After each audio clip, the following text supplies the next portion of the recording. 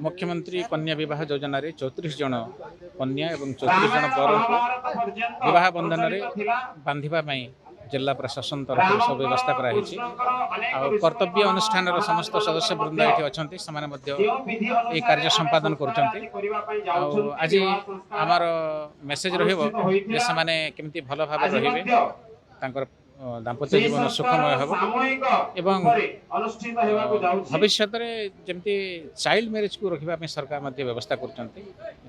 कन्यार बयस 18 वर्ष ऊर्ध होगा उचित एवं पिलामानकर बयस 21 वर्ष होगा उचित या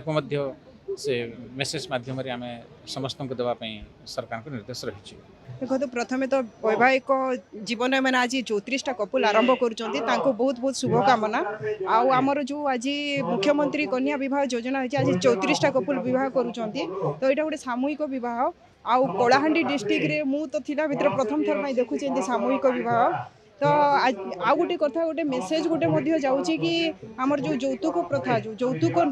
जो दौरान समस्ते तो से जिनस ठारू भी आमर ये विवाह करने द्वारा यौतुक प्रथा जो होची सेटा भी रोका जाई पारिबो आउ आजिकल जो आधुनिक विवाह होची हल्दी करूचंती मेहंदी करूचंती जो डांस करूचंती तो से सब जिनसटा भी आमर रोका जाई पारिबो आ एटा गोटे सामूहिक विवाह द्वारा गोटे आमर पारंपरिक जो विवाह घर हुए से हिसाब रे करा होची तो से आम माननीय मुख्यमंत्री को बहुत बहुत धन्यवाद जोटा कि ए प्रकार गोटे बढ़िया योजना से काढ़ी जो द्वारा कि आमर बिना पैसा खर्च रे उल्टा गवर्नमेंट किसी गोटे आर्थिक सहायता